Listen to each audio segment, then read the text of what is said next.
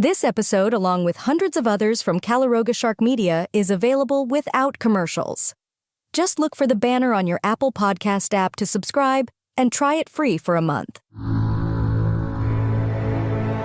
Calaroga Shark Media.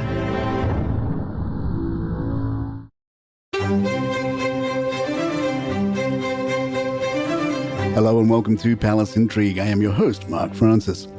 It seems the new portrait of the Princess of Wales featured on the cover of Tatler magazine has sparked a furious backlash from many royal fans who feel the artistic depiction does not properly capture Kate's likeness. Many took issue with how unrecognizable the portrait makes Kate appear, with comments like, "Doesn't look like Catherine at all. If she were wearing that dress, I'd have no clue as to who it's meant to be. Sorry, as much as I love that you have the Princess of Wales on the cover, that looks nothing like her. It's a portrait of Catherine. Shouldn't it at least have looked like her? Are you kidding me? Oh, heck, I know art is subjective, but it looks nothing like the Princess of Wales."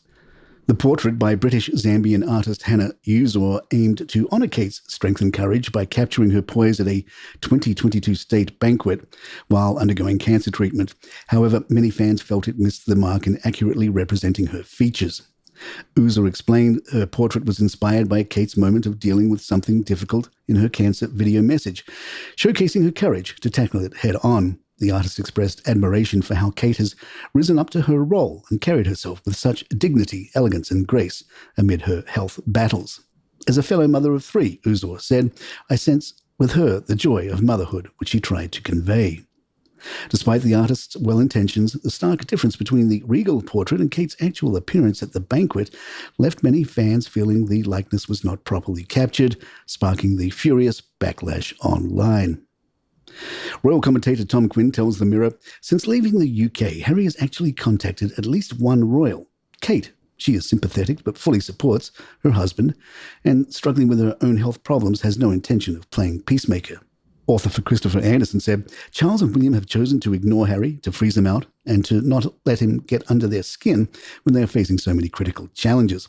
In a way, I think that it's even sadder. It's been said that hate isn't the opposite of love, indifference is." Royal biographer and expert Angela Levin told GN News, "I think when he wrote his book about the Spare, he didn't think that maybe he would be a Spare now.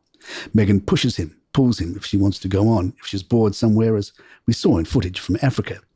We have another round of the he said over Harry's choice of hotel over palace during his recent visit to the UK. Charles did agree to a request from his younger son to stay at an undisclosed royal residence. However, we have now learned that Harry declined because the offer did not come with any security provision, meaning he would have been staying in a visible location with public entrance and exit points and no police protection. Instead, he chose to stay at a hotel, as he has done on all recent visits, meaning he could come and go unseen. Harry is now required to give at least 28 days' notice of his visits to the UK, including all details of his travel arrangements, to allow the committee to assess his security requirements. Royal expert Ingrid Seward believes Charles will extend an invitation to Harry and Meghan, despite the couple's issues with security. She told The Mirror, "Harry and Meghan's security fears could well be a stumbling block to any kind of reunion with the royal family. But no doubt they have been invited to Balmoral this summer. As the late Queen discovered, Scotland offers the only quality time a monarch has to devote to family. It would be very sad if Charles was denied the pleasure of seeing his grandchildren just because of Harry's unfounded security woes."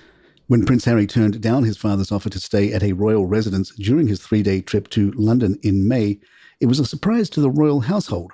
The king was aware Harry had no UK base.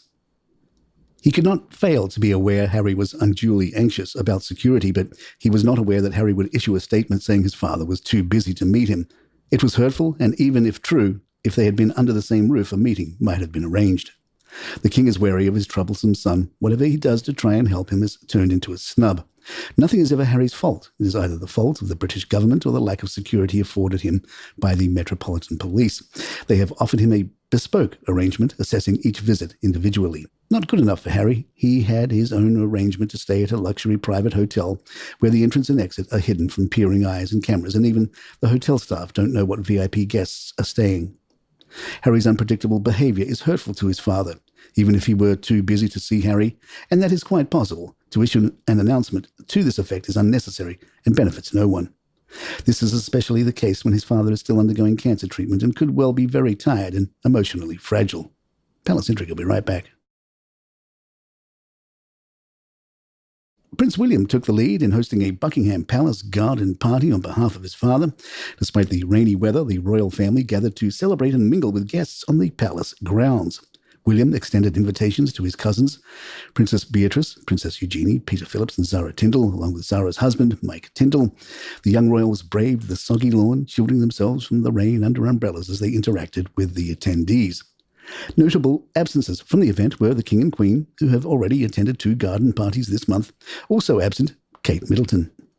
Among the guests were individuals from Homewoods, Prince William's Homelessness Initiative, RAF Valley, where he served as a search and rescue pilot, Swim England, of which he is a patron, and tenants from Duchy of Cornwall Properties.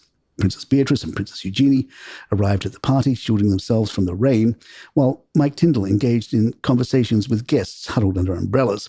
Zara Tindall, accompanied by her husband and 2 friends, stood out in a pretty pink ensemble. And there you have it. If you'd like to email us, our address is thepalaceintrigue@gmail.com. Please follow us on Spotify, Apple, or your app of choice. Write a review, hit those 5 stars, and you can listen to this show commercial-free now, along with hundreds of other shows from Calaroga Shark Media.